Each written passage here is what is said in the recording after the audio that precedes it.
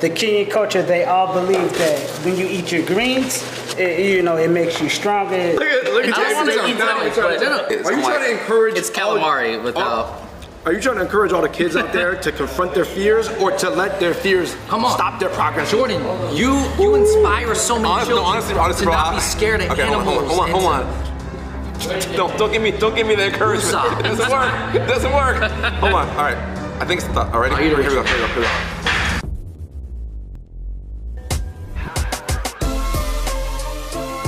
Kenya, Somalia, and Ethiopia. What comes to mind when you think of food from these countries? If you don't know, then get ready, because they're all delicious. We're having an East African feast joined by our friends Jordan Dakers and Jordan Veasley. Growing up in the Seattle area, we did have some friends from these backgrounds, but I don't think we've ever really delved into the cuisines. Which one is the best in our opinion? Let's find out. All right, man, we are here with Jordan Veasley and Jordan Dakers. Thank you guys for joining us today. And our first spot on our East African food crawl is gonna be Kenyan food at Rafiki Restaurant and Lounge in Kent. Yo, I've never had Kenyan food before, but yeah, I just never had it. It's the first time for me too. I don't think I've ever had it, bro. Honestly. So guys, today we're gonna be hitting up Kenyan food, we got Somali food, and we got Ethiopian food. So it's gonna be this whole thing, guys. And then I guess Jordan, you can tell us about the animals on the horn. Yeah, you're. I guess I can. I mean, I know my zebras and my lions, and what about your JD's gonna tell us about the animals, and then JD can spin the soundtrack. Oh wow. Well, actually, let's go. All right, we're here at Rafiki and we are starting off with some appetizers. And you guys have not had any of these. Nothing. I mean, this one looks familiar, but I feel like a samosa is almost like a noodle dish. Like everybody got a noodle dish, but or a rice dish or something. So this samosa, this triangular wrapping. To accompany it, we got some Tusker Kenyan beer. Yo, Jordan, you said you had this before? I've had it before. It's very smooth. Okay. It's very it's almost classified as like a light beer almost. Yeah. Did you get it because it had an elephant on it? Yeah, because you get it. Yes. Kenyan samosa. It reminds me the most of a Jamaican patty. Okay. Because of the flaky crust, of course. And Jordan, we did a Jamaican food episode a couple years ago, but like I feel like even the Caribbean obviously does have a lot of like African influence. No, absolutely. I mean, for us, we have the patties. The Trinidadian roti is also really popular in the same boat. You want to put that in some cocoa bread? I bet it would taste good though. I bet it would taste good. This is your opportunity. Oh, stop! No, this is kind of like a fry bread. Mandazi. It tastes like a sweet chalupa. Yeah. or which is a fried bread, by the way. Yeah. It's dense like a chalupa, but it's much thicker. All right, guys, we're gonna just add on the Kenyan sausage. I feel like that paprika. It's like like nutmeg. It's like softer. It's not as grainy. That's nutmeg. Yeah, nutmeg. It's like it has like a slightly like sweet Where's that kick to it. Okay, we got our three main entrees here. This is the samaki kanga, the fried tilapia fish. This is the buzi choma, the grilled goat. This is the kuku chicken, this is the curry chicken. Nyama kanga, the fried beef stew. This is the matumbo stew, this is a goat stomach stew. Man, I feel like all cultures eat tilapia. It's more of they call it an invasive fish, invasive species, so it takes over and they kind of just reproduce and they're everywhere. So they are everywhere, that's why. Yeah. Sukuma wiki appears on every dishes because in the Kenyan culture, they all believe that when you eat your greens, it makes you stronger. It's supposed to carry you out throughout the whole week. Sukuma wiki. To take this. Sweet, a little salty. What are you guys going with next? Ugali and the fish? Oh yes. Trying the fish. I'm packing everything onto a bite of the fish actually. You did say that too. It's very thick. It's like a thick flour cake. It's really Is it maize? It's actually cornmeal. Yo, you can fry it. That tilapia was cooked perfectly. How was it? I was gonna say I enjoy the tilapia. I enjoy the tilapia, and you're right. I don't typically that's not my favorite fish. You know what I mean? But this was done really, really well. This is like the fried beef stew. So here you have chapati, which is like their flatbread, their roti. I think Indians eat something very similar. So there is some shared Naan. Looks like naan. Naan, but they also have a chapati too. Oh, they do. Yeah, they do have a they have something that's called chapati. So nyama kanga. Would you say it almost reminds you of something more Western? At least in your mind. Yeah. Stewy, yeah. Very tomato stew. That flatbread is really dense, but it really holds together. It's almost like a very almost dual tortilla. Like it's good, savory, beautiful flavor. It's very it flows. Does that make sense? It just goes down the palate. Buzi choma. This is how you do it? That goes. I've actually never had grilled goat before. I've had it only in stew. Yeah, it's very chewy and very meaty. Yo guys, here we have the Yo, here, JB, Jordan. you was super excited to try this earlier. Jordan, yeah, you were just talking about how much you love goat stomach and tripe and everything like that. We're gonna go with you last, all right? How about this? Hey, why don't you take the rest of that beer along with that? Yeah, honestly, bro, I gotta hold it. I need more of that. Go ahead and knock You that get down out. with goat stomach? Is this reaching that level where it's a little bit of a weird cut? No, not at all. I mean, you had cow tongue, then yeah. Okay. Here's my thing. Intestines, I'm usually a no-go, but stomachs, I'm there for. Intestines is... look at I don't want to eat stomachs, but no, see, if it's tripe, We're all gonna try it and then put the pressure on JB. Tripe does... I work with these animals, right? And like I see what they put in their stomachs. I mean, it's healthy stuff. It's good stuff. But like, Don't you feed them? Okay, Like, if if you you- bring up the listen. zookeeper excuse now. listen. Oh yeah, well, Do you know what a fermenter is? You know what fermentation is? Is this gonna ruin the meal It if might. you tell us? It might. You know what? I'm gonna eat this Go first. ahead. Eat Go this ahead. first. Eat this first. Eat this All first. right. You're not gonna repeat? You're not gonna have it? Oh God, bro! Like this. I'm way better at trying stuff nowadays. But Come on, bro. We're not back in school anymore. I think for me, it's more about the thought of what's like it's in my head. Like the image Well, you know of what it is I know now. what it is. Are you I'm trying like, to encourage? It's calamari without.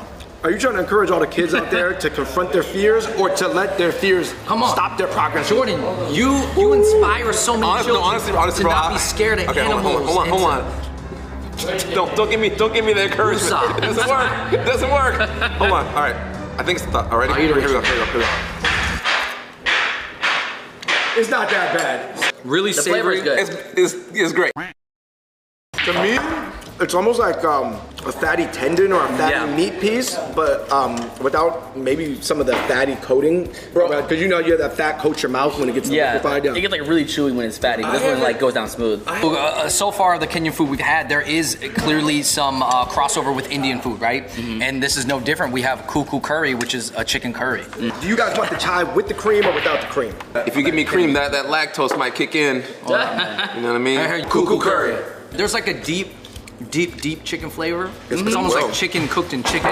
That's been sitting in the pot marinated for like hours. It really depends on where you are at from Kenya, right? Because, and that's the way with a lot of countries, if they border other countries, the areas of that country next to the borders are gonna eat different food than the center of the country. Right. All right, so we just had 5 Kenyan entrees, and I thought they were all really good, really stewy. I mean, I'm a fish guy personally, so like, I mean, tilapia is always going to be like a go-to for me, but the fried goat was really, really, really good. So if I had a favorite, it's kind of a toss-up right now between these two. I can see the bone marrow melting right there in between the bone. Let me just show you. My favorite actually is that is the beef stew. Mandazi in the No, yam. you gotta dip more than that. More than Dip it, that. dip it, dip it, dip it. It's good. Yo, that right there? mandazi is Bro. crazy. That's what I'm going with that too. Anytime I see a different style of curry that I haven't had before, No, that is true. I'm just It is blown true. away. Try the coffee, try the coffee. You'll feel the deepness of the flavor. It's strong. Yeah. Chai has a very strong tingly. I think Kenyan food, I think if you guys get the chance, man, definitely try Kenyan food.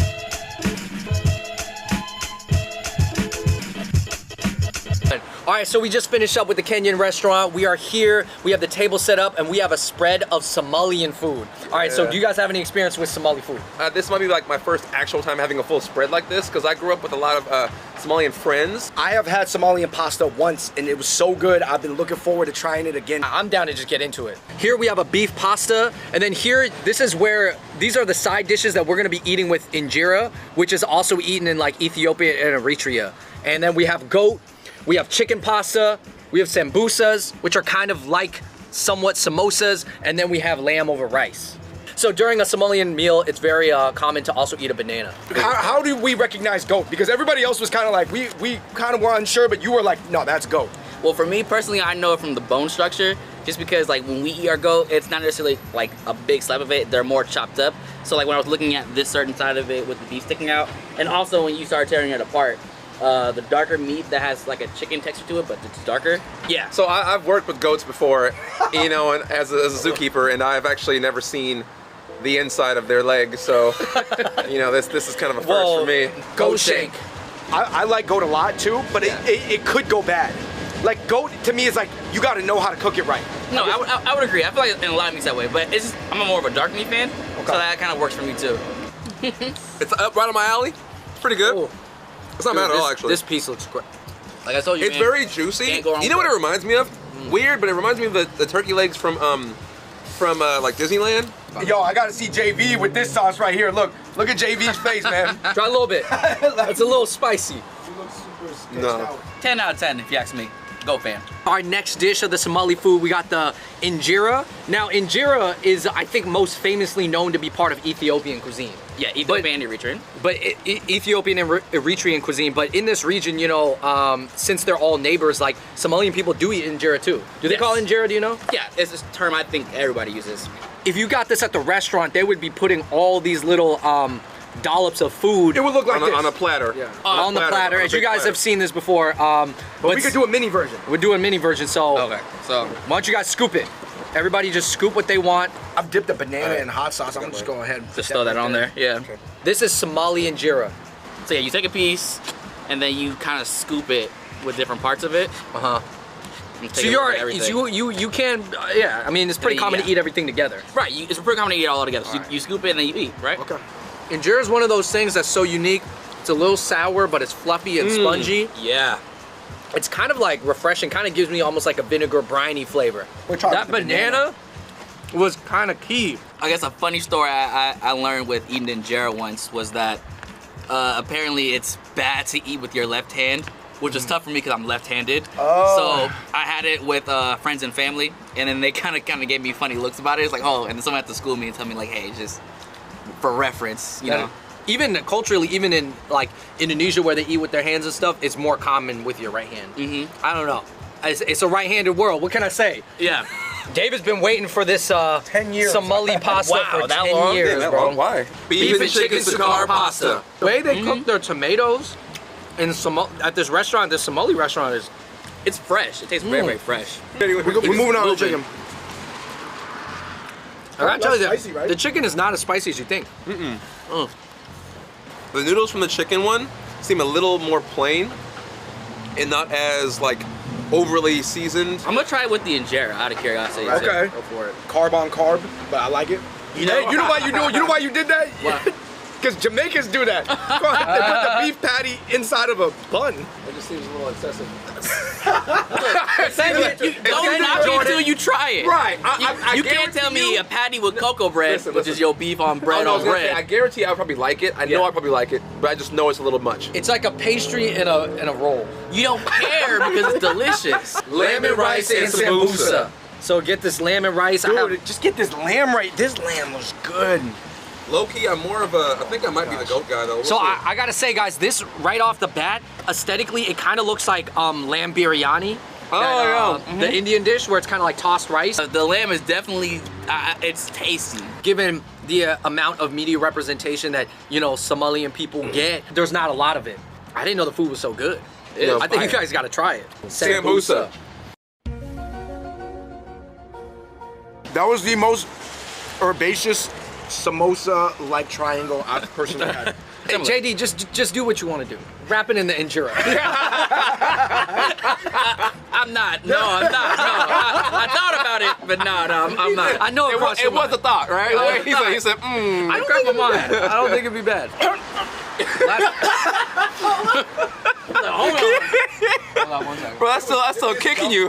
As much as I enjoy the lamb, I gotta go with the goat. The lamb is good, but there's a lot. I've had other dishes that tasted like that. I've never had something where the goat was falling off the bone. And actually, guys, with the addition of the banana, because I like a little like sweet, fruity things with my meals, I thought it fit really well.